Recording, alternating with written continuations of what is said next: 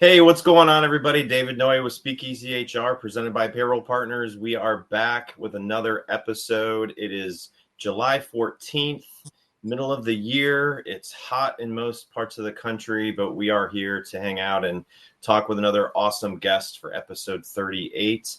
So I am fortunate to have Diane Allen. She is a best-selling author, musician, concert master on today. So Diane, welcome to SpeakEasy HR.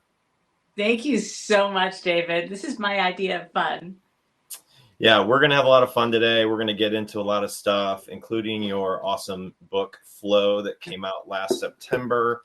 So cannot wait to have you go through some of these questions that we've been kind of going through as we've connected. So for those of you who are new to SpeakEasy HR, my name is David Noe. I started this a year ago, and so we're celebrating the anniversary of SpeakEasy HR all July, having different guests, perspectives. Last week was a lot of fun with a comedian, so check that out if you haven't. I've got a brand new blog out today, week 28, on vision is the word of the week. So it really kind of goes in with flow and everything that we're going to get into today, the vision that you should have. So maybe realigning your vision for the next few months into the fall. So take a look at that at speakeasyhr.com.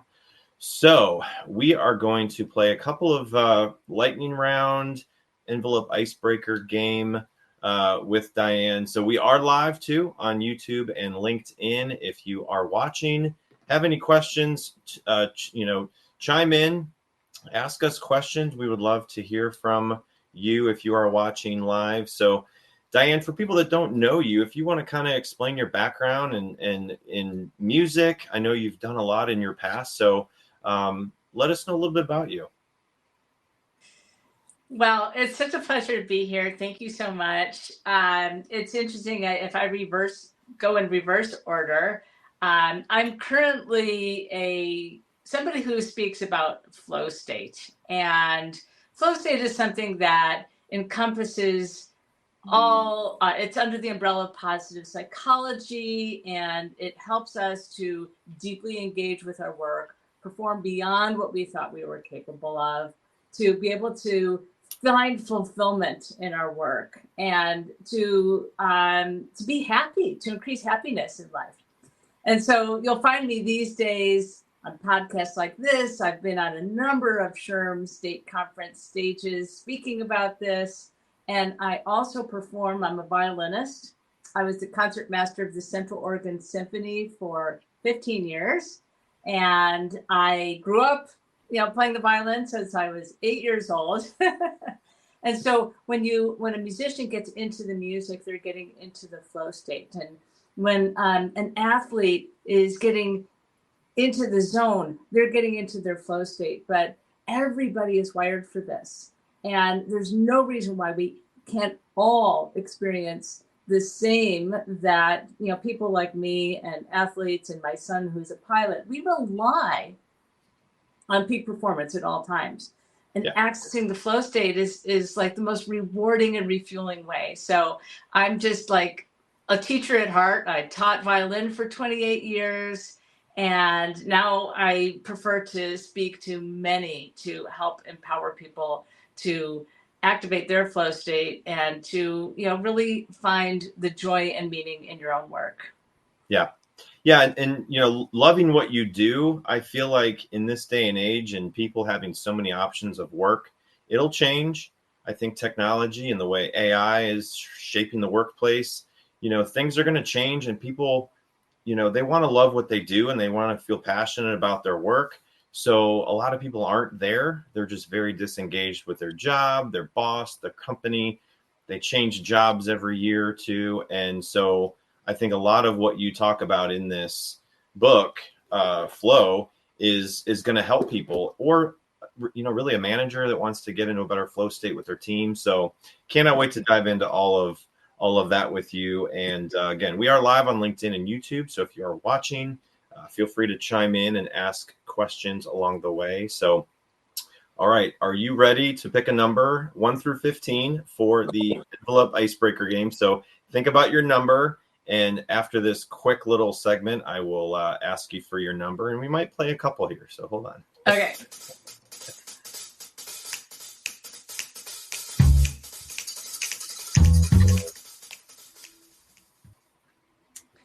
All right. So for year 2, I got brand new questions, Diane. This is 1 through 15.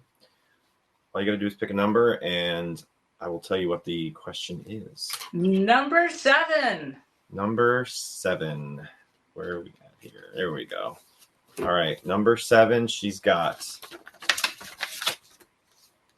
Okay. What's a random skill or talent that you have that people are always surprised by? Oh, wow. What's a random skill or talent that people are surprised by? Ooh. Well, first thing that comes to mind is off-the-cuff humor. Humor? Yeah. Yeah. Okay.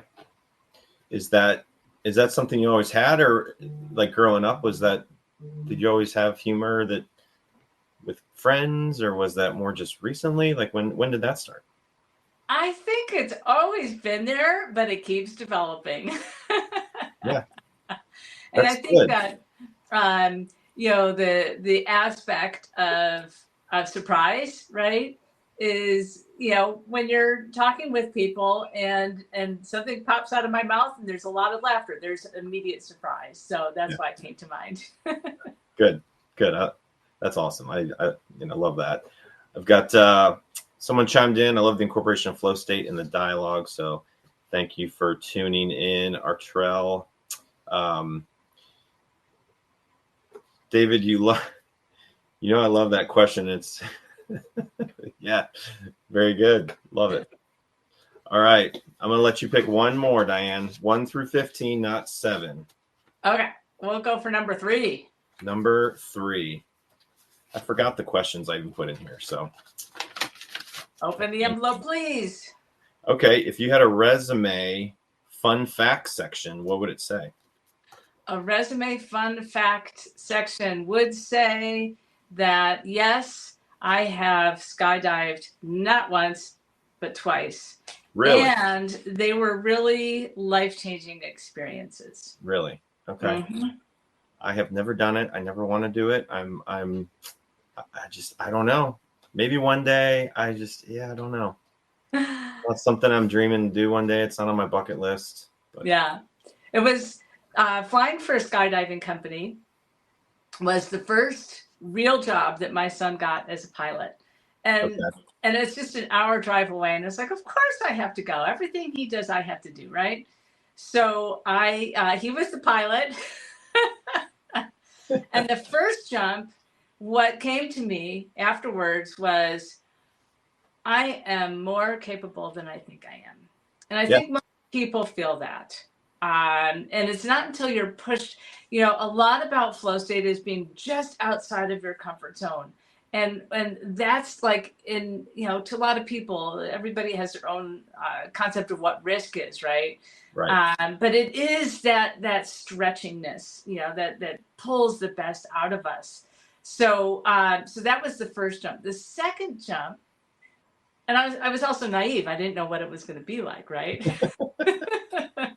The second jump, apparently, I was holding on to my son with my might right before the jump. And I woke up to him like pounding my arm.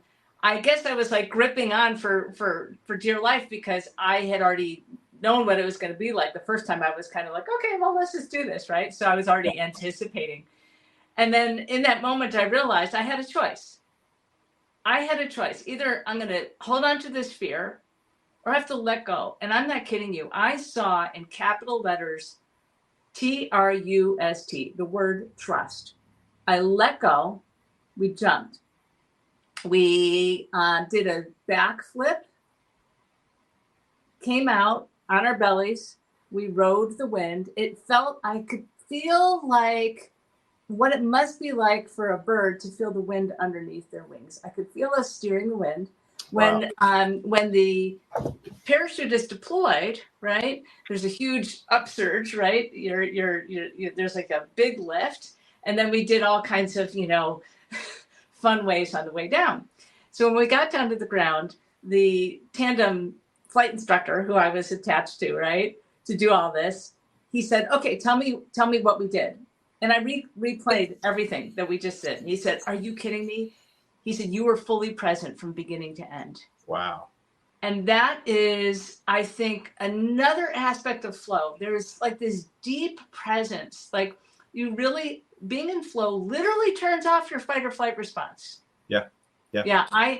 In that moment, like, I don't know, I think because I'm a violinist and I've had to get into the music and get into flow for well over 1,000 concerts. My husband and I stopped counting when we hit 1,000, and that was a long time ago. So I don't even know how many concerts we played at this point. And not to mention my stage time speaking. So I think that I've gotten like this routine where like you show up, it's downbeat, you're on. So I think I was able to flip the switch in that moment and be so present. The fight or flight response was gone. That is a neurological response in the brain that has been actually tracked by neuroscientists that happens when you're in flow. And it opens you up to be deeply engaged, completely present, which is what I experienced on that second time down. Just a matter of turning on the trust button. Wow. Well, thanks for sharing that. That kind of changed my view a little bit about it. So maybe one day I'll do it. I don't know. I'll have to think about it, but no, that's great. Appreciate you sharing all of that. So yeah. All right. This is a new piece to the year 2. It is the lightning round that we are going to play here quickly. So okay. I'm going to spin this and it's going to come up with one of these questions that I always want to ask people going into the second season. It's a little speakeasy-ish if you were to go into a speakeasy back in the day. So as the name of the podcast is SpeakEasy HR, what this one is, what's your go-to speakeasy cocktail, real or made up? Real or made up? Feathers and boas. Feathers and boas. Okay. What does that entail? I was thinking of the flap dancers and their costumes. Yeah. Okay. What would be in it? Any specific mix, or what would be like in the cocktail? That I am completely naive about. I'm not a drinker. Maybe it's like a iced coffee, but it's got a fun name to it, like an espresso. Yeah. There you go. Well, good. Well, thanks for sharing a little bit about yourself, Diane. It's always fun to hear about people's past and how they, get into their work. And so I'm excited to really dive into this topic that you brought today. So before we do that, grab a drink of water, whatever you need. We have a couple of words from our sponsor, and then we're going to dive into it here in a few seconds. Finding a new employee takes time and money. For one position on a single job board, you could easily spend a minimum of $5 to $10 a day advertising a job post. It's worth noting that the average time it takes to hire a new employee is 36 days. However, it can take longer than that. You could find yourself paying hundreds of dollars a month for a single job board. And if you're using multiple job boards for multiple positions, this could add up to thousands of dollars a month. There is a much simpler and more affordable way of finding the right candidate. At Payroll Partners, we offer an applicant tracking system to help manage your hiring process. Our ATS is customizable, allowing you to decide which days you want to run the job and when to close it so you don't break the bank. And this feature lets you e-blast your network, posting jobs on multiple boards at once, all managed in one location. Payroll Partners, elevating your payroll and HR experience. So if you are watching and you are fed up with your technology for your company, payroll HR, look us up, payrollpartners.net. Would love to connect and hear about your pain points and just see if we can help you along the way. So, all right, Diane, we are going to dive into your topic, and it is lead with purpose, fuel performance. As you talked about being in music and athletes and workplace, everybody has performance, whether it's in their job, in their professional athlete career, it's all about performance. And how do you do that with purpose? So, What is flow? And you have talked about it a little bit, but can you walk us through the neuroscience of flow and its benefits? Yes, let's go for it. Because we have to all get on the same page, right? And so I have a video. Let's see if it'll play. So the neuroscience of flow is such that there's a cocktail of peak performance hormones that get released in your brain, creating brain waves conducive to the flow state. The neocortex amps up, dramatically increasing learning speed, and the prefrontal cortex temporarily shuts down. And this explains why we lose a sense of time and a sense of ourselves, key indicators that we are in flow. And the key indicators are, let's see, oh, there they are. Losing a sense of time, losing the sense of yourself, which is kind of a funny thing to say. But when I say losing a sense of time, it's like you're so immersed in something and you just love what you're doing. It's that kind of losing your sense of time. Maybe the time feels like it zips by really quickly, or maybe it goes by slowly, but like in a good way. Hi there, I'm Peter Zollman. I'm a co-host of the Inside Job Boards and Recruitment Marketplaces podcast. And I'm Stephen Rothberg, and I guess that makes me the other co-host. Every other week, we're joined by guests from the world's leading job sites. Together, we analyze news about general, niche, and aggregator job board and recruitment marketplaces sites. Make sure you sign up and subscribe today. And then when you lose a sense of self, it's because literally the neurobiology of flow is such that I already mentioned it turns off your fight or flight response, but you know what else it turns off? Your inner critic. That's that prefrontal cortex that gets temporarily shut down. So you are feeling liberated. You're feeling like fearless and uninhibited. Yeah. Another key indicator is when you have ideas and insights come in from out of the blue. Like, have you ever had like just random thoughts just pop in like from like out of nowhere? Oh yeah. That's another sign of being in flow. Getting things done, like things coming together with a sense of ease. Hey David, have you ever gotten more done in 30 minutes than you had in the last 3 days? Yep. That's flow, okay? So you're finding times when you've been in flow by looking at these key indicators.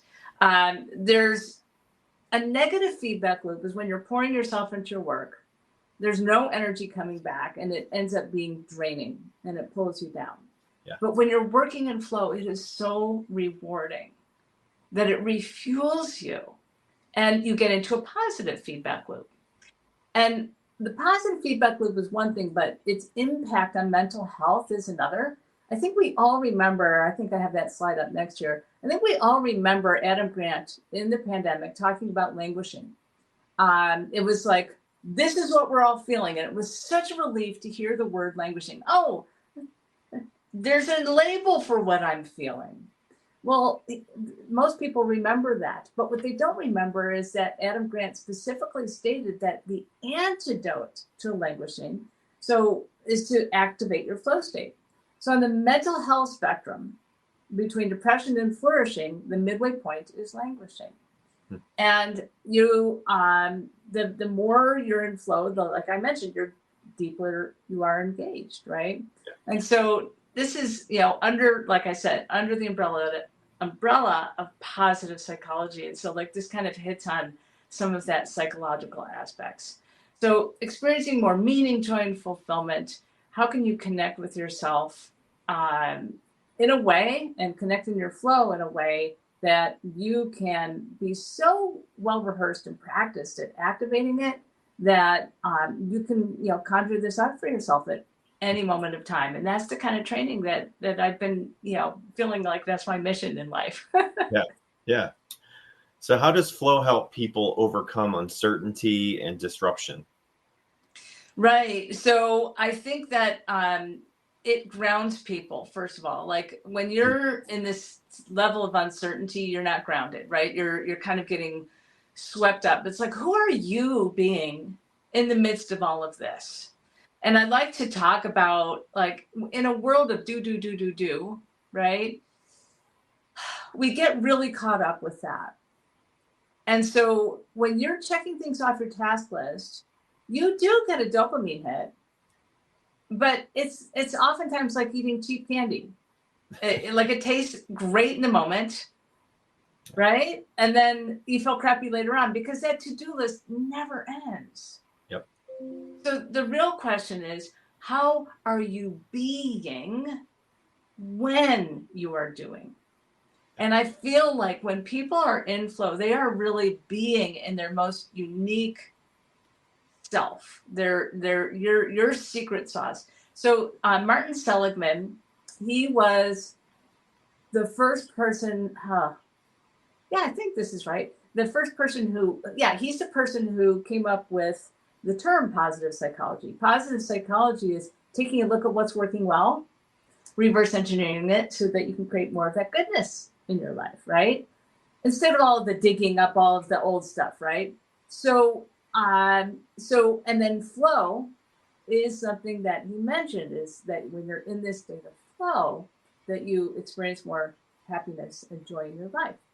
And then it was Mihai Csikszentmihalyi who did the most intensive, the first psychologist who did the most extensive research into flow. And we'll talk about some of his ways to activate flow in a minute. But I kind of lost my train of thought all of a sudden. So okay. What was your question? How to overcome disruption and uncertainty. Disruption and burnout, right. Yeah. Right. So it's my belief, okay. Oh, I know what it was. Martin Seligman, going back to positive psychology, Martin Seligman, he specifically stated that you are immersed in your signature strengths. And it's my belief that everybody has their own unique way of activating flow. And that is based on your signature strength. That's your secret sauce. It's the thing that makes you tick. Yep. And the thing about this is that when you can define it for yourself, you can own it, right? And when you can own it, you can replicate it. That's that practice I was talking about. So when people say go with the flow, that is not what we're talking about. That is a mindset.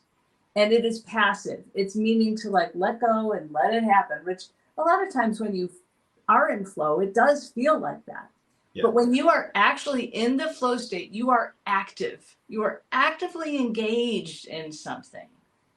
And so there's a huge distinction. So going with the flow is a mindset. Being in flow is a mind state.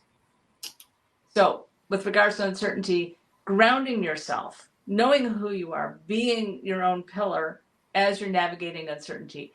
With regards to disruption and uncertainty, this is when we need those innovative ideas. When you're, stress narrows focus.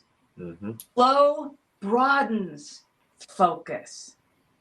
You're able to take in so much more stimuli and material and to be able to navigate with it. So that's why when you're dealing with, disruption, whether it's an emotional reaction or having to learn something new, or with like uncertainty, like how do we deal with this, right? Being able to be broad and open instead of that narrow focus it's like, why not, right? Yeah. If you can get to that place, you're going to be more, like I said, more grounded and more functional under high pressure. Yeah. So you often talk about how flow engages employees in a way where their work refuels them instead of draining them. So is there another way to activate flow that's based on people's signature strengths and their sense of purpose in their job? Yes. Yeah. So I had, like I said, thousands of years, right? It's got thousands of years. I'm not that old. Thousands of concerts. Thousands of concerts under my belt, right? And it was really late in my career as a performing artist on stage with the orchestra. And I had a performance fail, David. It freaked me out. Now, we rally all the time. But what freaked me out about this particular performance fail was once I rallied, I could not get into the music. It literally felt like I forgot how. So I was literally performing a concert, going through the motions. I was playing the right notes. That was it. And when you're a musician, people expect to have a transformational experience. They expect you to be in the music and be connected emotionally with it. That helps them to connect with their emotions, right? Yeah. There's a whole thing about group flow that we can talk about as well, that everybody on stage and everybody in the audiences gets into like this synergistic state of group flow. So the not being able to provide that in that moment was completely pulled the rug out from under my feet. I was like, how could this be? And literally that was the night I sat down and I reverse engineered how I get into flow. So I'm going to walk you through the 3 steps. These are 3 prompts. When I'm talking to HR professionals, and I've talked to thousands of you throughout all of the conferences that I've spoken for, this is 2-part, okay?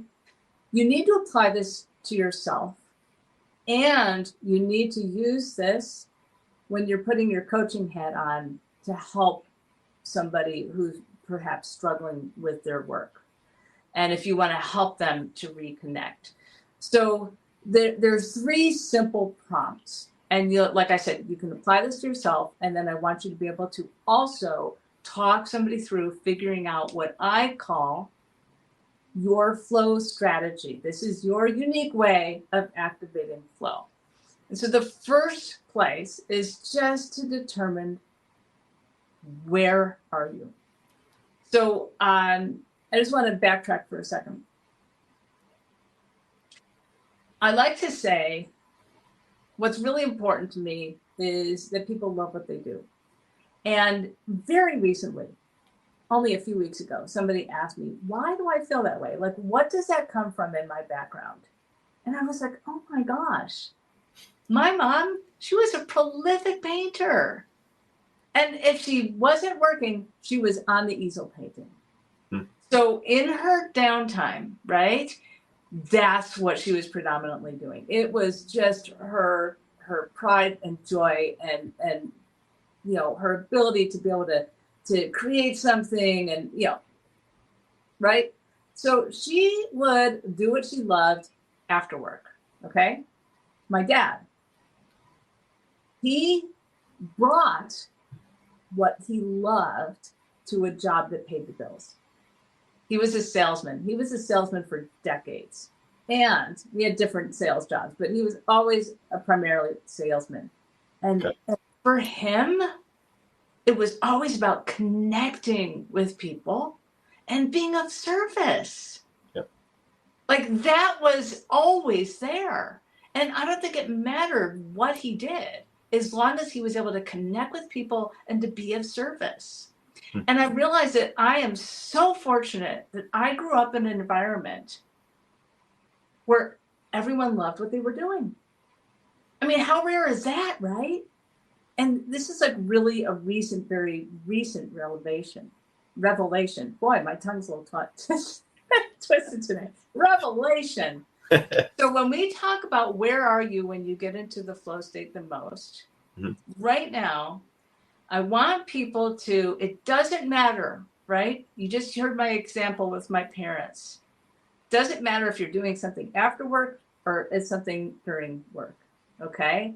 We're just going to figure out what is your flow strategy. Where are you?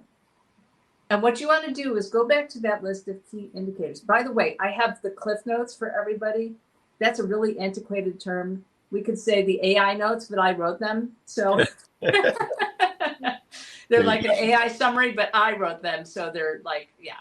Right. I'm going to give everybody access to this, and there's some videos that complement it too. It's got a flow strategy worksheet and everything, okay? So you can just absorb and listen to this, and I'll supply you with follow-up materials. So where are you when you get into the flow state the most means you're looking at those key indicators we talked about earlier. Where are you when you lose all sense of time? Where are you when you've got those ideas and insights popping, right? When you're fearless and uninhibited? Where are you when you get more done? Like with a sense of ease. You're in that positive feedback loop, and overall you're experiencing, you know, that mental health, right? You're flourishing, you're feeling more happy and fulfilled. Now, maybe it's one of those key indicators or 2 or 3, it doesn't matter. Just notice, where are you when you get into the flow state the most? Just observe. That's all. Then what are you doing? Like, so for me, I'm on stage playing music. What am I doing? I'm playing the violin, right? Captain Obvious, right? David and I, we already talked, right? Where is he? On the golf course. What's he doing? He's playing golf, all right? What are you doing on the inside is the question that we're really digging for. So when you're asking somebody, what are you doing? You're asking two. What are you doing on the outside? What are you doing on the inside? And so that day that I couldn't get into the music, I had to replay a memory of a time when I was in flow. So this is why you want to locate where were you in flow so that you can replay that in your mind. And then like, what are you doing on the outside? What are you doing on the inside? So for example, if where you are is in your office, what you're doing is working on an Excel spreadsheet. What are you doing on the inside? Could be strategizing, could be problem solving, could be visualizing, right? Could be it's usually something that you're very drawn to. So that's what you want to look for, is some kind of quality like that. And when I defined this for myself, I was like, what am I doing on the inside? I'm sharing. It's sharing the message and sharing the experience. It feels a lot like when I used to read out loud to my son when he was little. Okay. So what you do on the inside is what you're looking for yourself or when you're coaching somebody else through this. Yeah. Why? Why is it so meaningful? We've heard what's your why a gazillion times, right? When I'm talking about why, I'm talking about the highest, loftiest values that we have. Peace, love, joy, equality, right? Wellness, expansion, right? Self-actualization, whatever it is, a very lofty, it's those concepts that pull the best out in us. It's something that we strive for. So why is it so meaningful for me to share the message and share the music? Unity. There's something about music that unifies people. You've got everybody on stage. I led a giant team of over 100 people. And then you've got the entire audience. The place that I performed sat 3,000, and it was oftentimes filled. So we are unified through the music. And that's why sharing the message and sharing the experience was so meaningful for me. So that's an example of flow strategy. So what you're doing on the inside is your most compelling internal self-motivator. That's that thing that makes you tick. That's your secret sauce. And when you can define that, right, you can replicate it. And why it's so meaningful is it's like an external self-motivator because you're reaching for those highest values. And why it's so meaningful means you can now shift into the flow state with purpose. And this is what I call flow strategy. Okay. So you talked about... This would be a good time to see if there's any questions. Or I know one came up, and Artrell said, is it possible, likely, to reach flow during something you don't enjoy? Yes, I'm so glad that was asked. Because now we're talking about the difference between my mom and my dad, right? Because she just was doing something she loved and she was getting into flow. My dad, maybe he liked sales, maybe he didn't. I think he just really liked connecting and being of service. So something that was already intrinsic in him, he was able to bring to his job. I'll give you another example. I, as a violinist, I had a transition away from performing in orchestras into doing keynote speaking. And during that time, I had to go networking, which is something I never had to do as a violinist, ever. I do not have your experience, David, growing up on the golf course, where that idea of social interactions and connections, was like something that was ingrained in your upbringing, right? Yep, right. So I never had that. I'm like, late in life going into networking. And I was at this event And it was like people were standing in circles. I was like, is this like middle school all over again? Like, how do you break into these conversations? I don't know anybody. It was so weird. And I was so exacerbated about it. I literally like ran to the bathroom stall to collect myself. I was like, how am I going to crack this nut, right? And I was like, okay, I'm just going to go out there and I'm going to awkwardly hover around a circle of people and I'm going to eavesdrop. And if I have a story based on what they're talking about, it's going to feel like to me, that I'm going to have to be assertive to just kind of tell the story because nobody knows me and I'm just going to kind of have to say it. And that's what it feel like to me. But here's what actually happened. As soon as that happened and I dropped a story, you know what happens when one person drops a story? Somebody else has a story, right? Now now we're all telling stories instead of doing networking. We're like, hi, my name is this and I do that, right? So it was actually activating a conversation. But then I realized, you know what? I was sharing a message and I was sharing a story. It's the exact same feeling as when I'm performing music. I'm sharing the message, I'm sharing the story. And when you're sharing that, you're connecting with other people and that's unifying. Turns out I could use my flow strategy to get outside of my comfort zone. And I am not kidding you. I am not making this up. I ran out of business cards that night. Good for you. So there's a long answer to a short question. I believe that once you know your unique way of getting into flow, you can take it into different arenas in your life. Yeah. When you're outside of your comfort zone and you want to rock.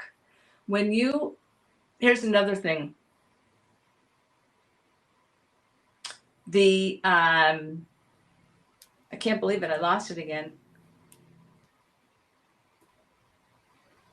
Oh, well, it'll come back. It will. Yeah. It will. Happens to all of us. Yeah. So thanks for the questions. Keep them coming. If anyone else watching live on LinkedIn and YouTube has questions, I've got a few for you. So yes. I will just keep plugging along in case someone else brings one up. I will check out the chat. So how can you talk about, going to HR conferences and talking to HR professionals? Yeah. How can they use the flow principles to improve onboarding and training and professional development? Yes. Onboarding. You can let's go back to the 3 prompts for figuring out a flow strategy. When you are coaching somebody else to get into flow, they do not have the background that you have. I've already given you education on the neuroscience of flow. How do you know you're in flow, right? I've already kind of outlined that it's positive psychology, right?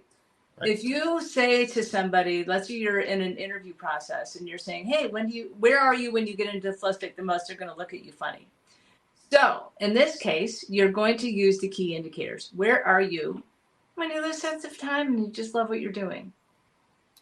Where are you when you feel your best and you're performing your best, right? Where are you, right? And you can tell them it doesn't have to be in the workplace. Maybe you're playing with your kids, right? Maybe you're playing pickleball. It doesn't matter, right? Maybe you're just solving a problem for a friend, right? It doesn't matter.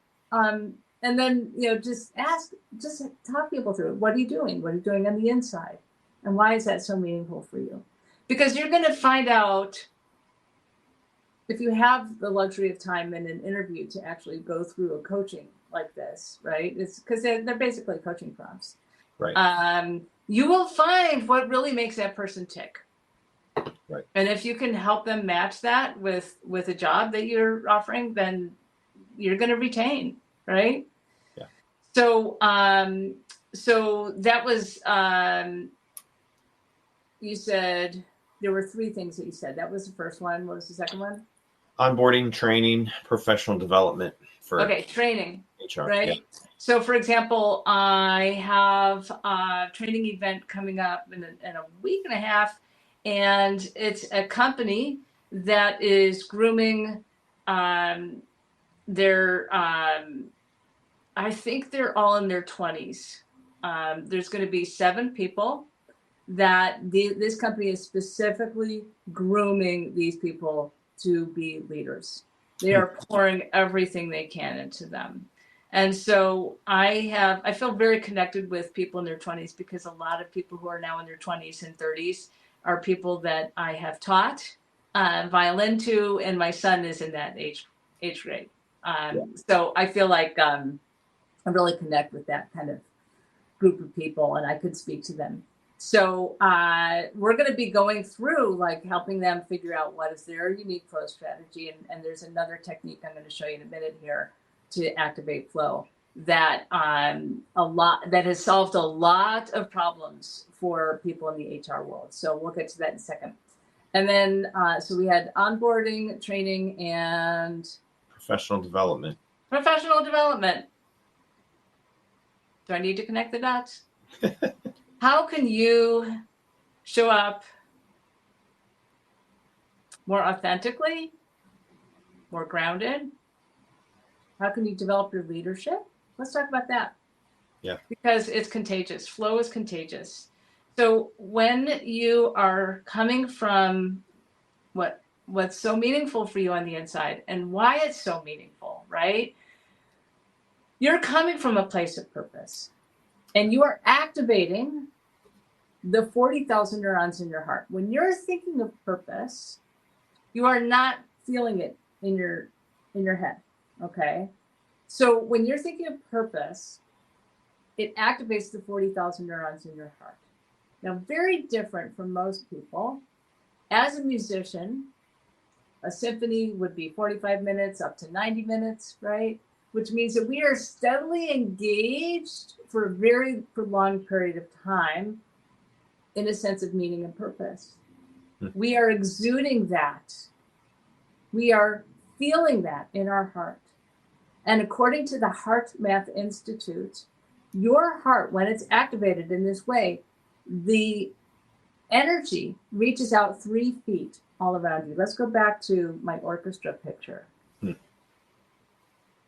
Let's find it. So I'm kind of in that spotlight there. Imagine a 3-foot circle radiating 3 feet around me. Like, I am getting into the music, like with all of my passion and soul, right? And that's radiating to a point where everybody in that circle senses it. They sync up, because we're humans, we sync up. It's basically like the energy of enthusiasm, but according to the Heart Math Institute, it's a physical thing. We sync up. Now, those people are going to be radiating their 3-foot circles all around them. And the ripple effect continues. And now the audience is looped in. And this is how I don't know if you thought about this, David. I'm leading without speaking a word. And this is how. Yeah. Getting into flow was me putting on my oxygen mask first so I can be at my best under high pressure, turn off that fight or flight response, turn off that inner critic, right?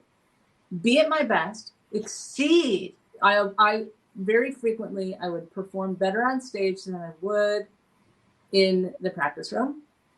And that's that other model that we still have to get to talking about, because that's about getting outside of your comfort zone. And I would exceed what I thought I was capable of. And it was so fulfilling. I mean, this is like, this does not have to be reserved for musicians. Everybody is capable for this. So personal development is, how can you sustain your sense of purpose throughout your day? Because it is going to, like, really amplify and magnify so many things for you in your workplace and for yourself. Come home at the end of the day less drained. Influence people. Yeah. That's all. Definitely. No, I love that. I didn't really think about that much until you brought it up. So I'm going to look at that picture behind you and just people in an orchestra and an audience a little different, because I didn't really think about it that way, but it's so true. Yeah. As you've experienced it and been able to do it under high pressure and have peak performance and just like you said, you perform better than you do at practices, and it's it makes a lot of sense. So I have a cousin who struggles in life. And whenever we have a big family gathering, I have to see this person who, it's sad. It's sad. And unfortunately, this person will just kind of start talking about all of their woes and they won't stop. And I know this pattern, and I don't want to be I don't want to be somebody's sounding board to just, hear this endless stream of, I don't feel like it serves my cousin, and it just brings me down, right? And I literally, because of my experience performing music, I remember I knew I was going to see this person. I wanted to make the most out of it. And I decided to just look at her and smile, and to feel the joy, feel the kind of joy that I feel right in this environment. And I held on to it really strongly. I held on to the vibe of it. I held on to the facial expression of it. It took her about 10 minutes, but you know what happened? She started smiling. And then she wound up her conversation. Like, she realized she didn't have to continue talking about it. Like, we just ended up like kind of smiling and chit-chatting about light stuff, Yeah. And so sometimes, the everybody's under so much stress, and if you could lead non-verbally, this is an example of, how I experienced it directly on purpose, right? Yeah. Well, you bring up a good point, because like your cousin, I'm sure people every day in their workplace, if they're in an office setting, right? Like if they're at home, they don't really have to interact like you would in an office setting where you're talking to people. So it's similar to what you've experienced with your cousin, when people are around you at work and they just bring down morale, right? And they just bring down the team, and everyone's in a different mood because one person might just be so down and so negative, and it just spreads, right? So this is how you flip the switch. Yeah. David, I know you've got a list of questions, but we have to do this, okay? Yeah, go for it. So I talked about Mihai Csikszentmihalyi, and this is one of his book on flow. He talks about many, many, many different ways to activate flow. When I speak, I have spoken at so many HR conferences that this has been a huge problem solver for them, okay? So in case you can't see this clearly, it's a Venn diagram with 3 circles. It's got skill, challenge, and purpose. And so this is the universal entry point into flow. We talked about my thought leadership, which is flow strategy, and that's how people uniquely get into flow. This is how everyone gets into flow, okay? So a skill, if you think about just skill and purpose, skill and challenge for a second. A skill without a challenge is not going to ignite anything. A challenge without a skill is not going to ignite anything. It's the two together that activates flow and brings out the best in all of us. So I want you to think about this. If you think about the gaming industry is all built on the interplay between skill and challenge. We've all played a game, right? You start playing a game, it's hard, you get skilled up just by doing it over and over again. And then right when you're feeling on top of it, boom, you get the next challenge, right? So when you get to that top of that, okay, oh, I got this, right? There's that dopamine hit again. Boom, next challenge. Now you're out of your comfort zone again, right? Now you're going to want to, what that dopamine hit felt like. So you're going to go through the next level of skilling up, right? Yep. And so this is how the entire gaming industry was. I mean, they have this down to a science. We've all experienced it. Now, here's the deal. Once again, we're getting back to eating cheap candy, right? Because if that's all you're doing is this interplay between skill and challenge and skill and challenge and skill and challenge, at some point it's not healthy, right? We've heard about the addictiveness of this. It's purpose. That's the third circle on here. That's what grounds everything. Yep. Without that, you're just going to spin and spin and spin. It's that like I talked about earlier, that do without the being part. So when you think about at the intersection of skill, challenge, and purpose, volunteer work is a perfect example. got a group of people coming together with a variety of skills, all doing it for a purpose. And it's challenging. And in this environment, we people love the hard work, right? It's fulfilling and meaningful. There's collaboration. There's people ideating, right? They're coming up with solutions, right? So how can you create this in your daily workplace? It's to use this skill, challenge, and purpose as a lens to look through, as maybe an assessment tool or as a planning tool. So somebody shared with me, this was at the Northwest Human Resources Management Association pre-conference workshop. And this woman shared that she said, I knowingly hired somebody who is overskilled for the job. I've been very nervous about retaining her.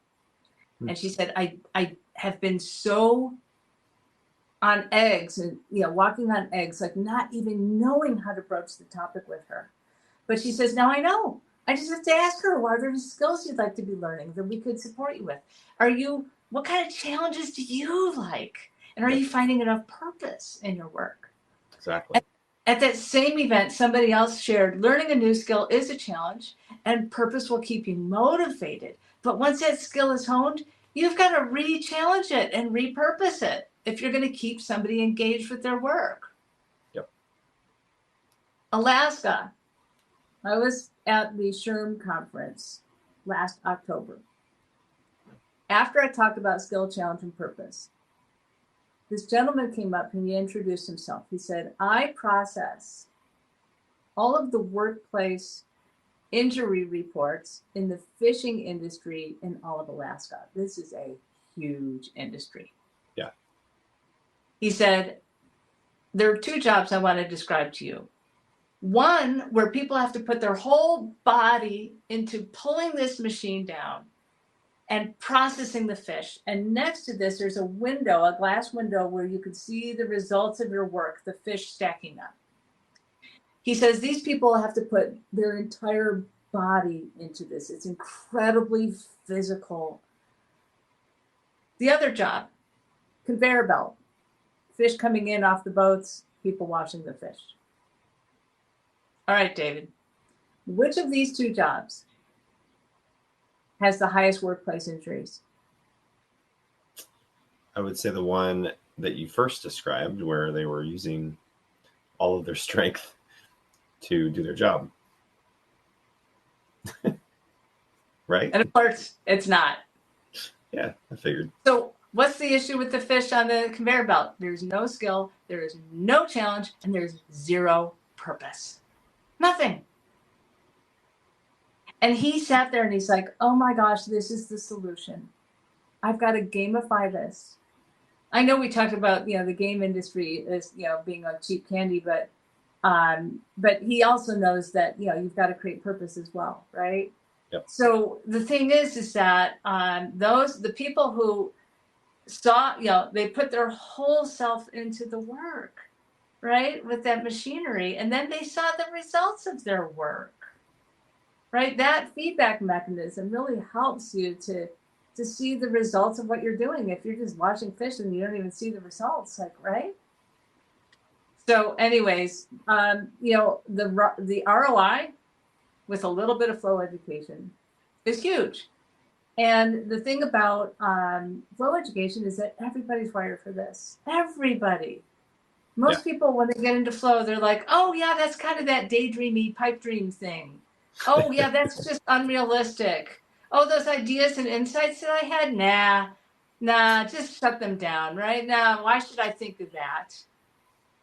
This happens to people all the time, but when you give them some flow education, they realize how to harness it and how to tap into it and how to really activate and engage and find purpose in their work.